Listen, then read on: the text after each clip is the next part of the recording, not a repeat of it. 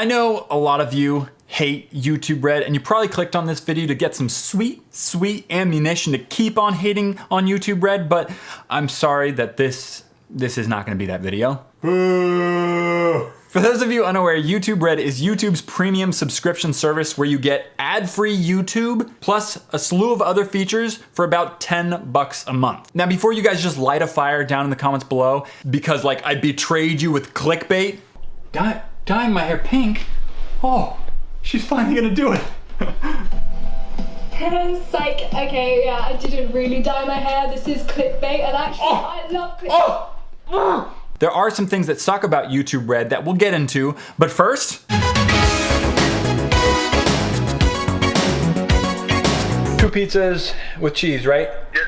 We'll get it out to you in about 45 minutes, and it's gonna be $29. $29.50, what do you mean?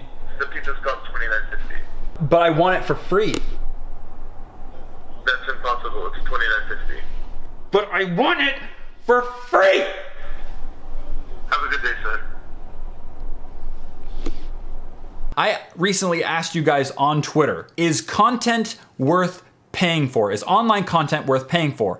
And the first option in this Twitter poll was, yes, quality is worth it. 2, I'm good with ads. and 3, No! Plus I don't want ads!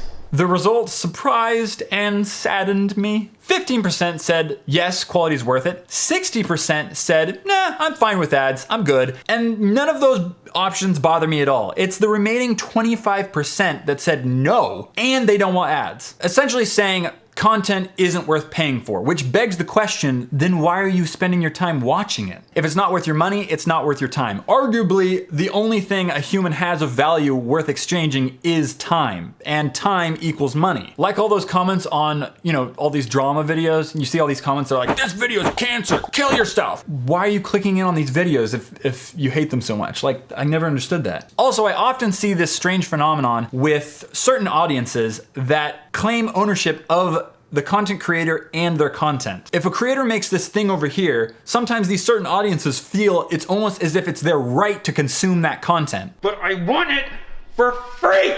Which bastardizes the relationship between the creator and the audience on so many different levels. I understand the hunger for more of that favorite thing that your favorite creator made. However, holding your support ransom until that hunger is satiated defiles the very integrity of their intent regarding the future creations that they make. Are they creating because they want to create, or are they creating because they're trying to satisfy the demands of their audience? And then in a rush of cyclical irony, the audience turns on their favorite creator because they doubt their intentions are anything more than just thrusts at satisfying the masses. However, they're still demanding to be satisfied. I have too much chips for my dip. But if I open a new dip, I'll have too much dip for my chips.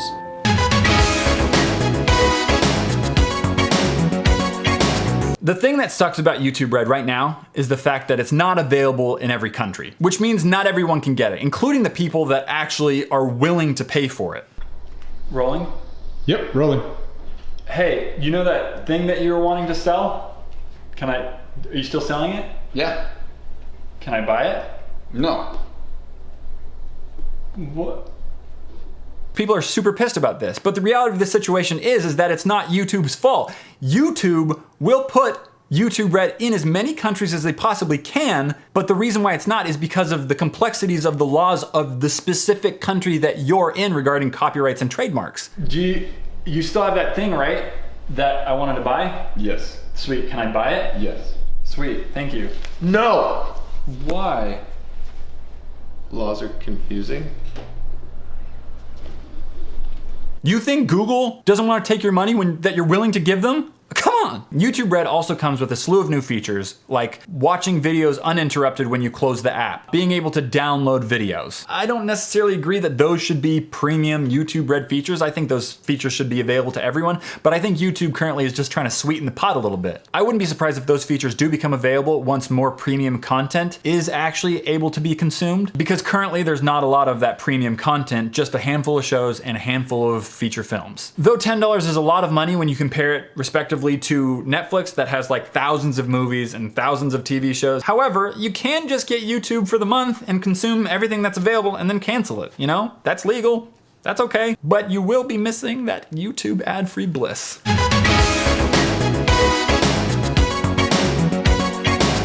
No ads. Music subscription service. No ads. Premium, high quality feature films. No ads. And new TV shows or TV-like shows. And did I mention no ads? Seriously though, people don't realize the weight that's lifted once ads aren't constantly bombarding you. I think actually Hank Green said it, and in fact, why don't I just let him say it? This is the internet, right? Play the clip. It's really hard to understand the cognitive load of advertising, that it does distract you. It does take you away from the reason that you're going to a place. Ad-free YouTube rocks, okay? I would pay $10 a month just for ad-free YouTube, but that's me, and that's because I watch a lot of YouTube content. If you don't watch a lot of YouTube, maybe that worth isn't there for you. And for those of you that don't consume a lot of YouTube and that value isn't there, there are other features that help offset that cost, such as Google Play Music. You get full access to Google Play Music, and this is something that you may already see value in, especially if you're subscribing to services like Spotify. However, Google Play is like a similar thing that you get along with all the other features in YouTube Red. So that's like, to me right there, that's just like a no-brainer.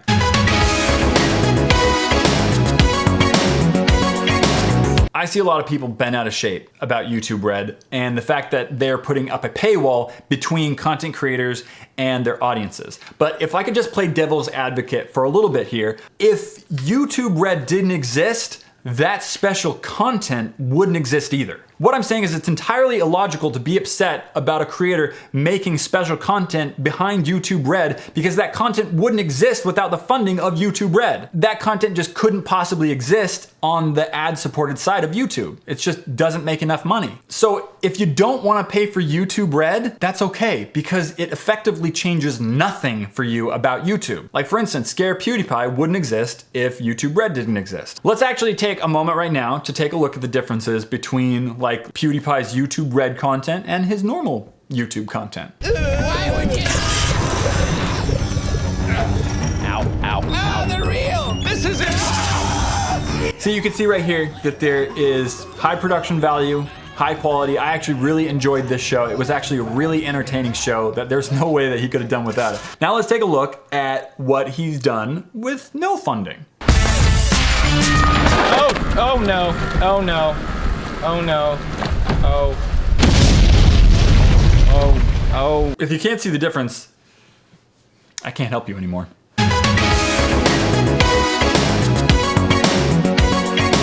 Creating high quality content costs money. There's no way around it. A couple months back, I actually funded my own series. I self-funded my own series called YouTube Genius. Now, each episode of YouTube Genius roughly costs somewhere around the $500 mark. Immediately when I tell that to people, their initial response is like, what? Why did it cost so much money? But I can take that a step further. $500 per episode for that is incredibly cheap, and I'm actually proud of that. Videos like that, the quality that I made, typically cost anywhere from $2,000 to $10,000 to produce. Wait, what costs so much? What costs so much money? Cameras, lights, sets, wardrobe, props, director of photography, first AC, sound guy, editor. This isn't even including the time invested into writing, which took like 2 or 3 days. I already had invested a lot of money into equipment, so I didn't have to reinvest per this project. Why spend all that money on gear, bro? Why don't you just do a Casey Neistat style, you know? Gear doesn't matter, bro.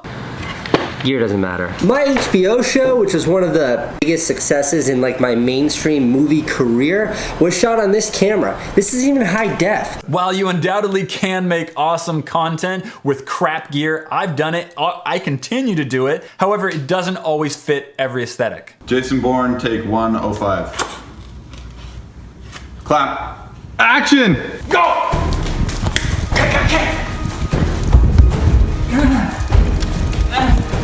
Why pay people? I mean, why not just hire your friends or people that are passionate? Because talented people don't work for free. Oh, I'd work for free if it was a project I believed in. Stick with that story, okay? Because eventually I think you're gonna get hungry.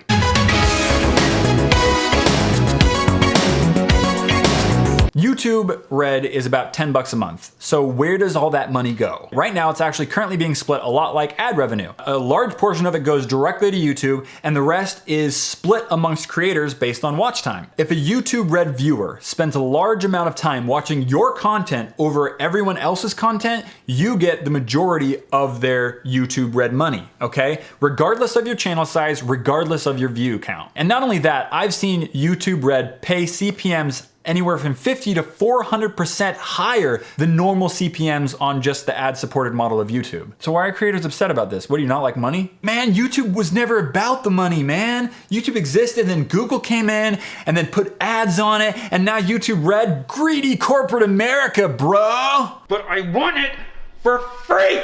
You must realize the sheer magnitude that is YouTube and the costs that go into upkeep on something of this size, this behemoth. It's estimated by the end of this year that 500 hours of content are uploaded every single minute to YouTube. That costs a lot of money. I mean, just try and even comprehend that number.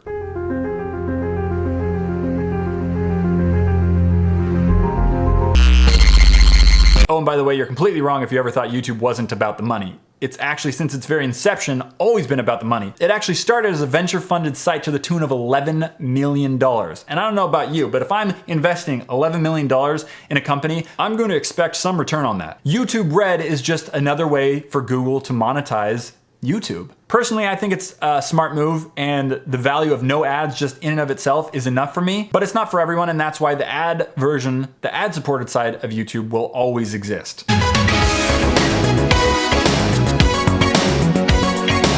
If you think YouTube Red is a waste of money, then don't spend your money on it and your panties will remain unbunched, okay? If you do think YouTube Red is worth money, get it and enjoy that ad-free bliss, okay? Because it's pretty great if you ask me. No matter which side you're on, YouTube Red is here to stay. So I would advise make videos over 10 minutes to rake in that YouTube money. Hey!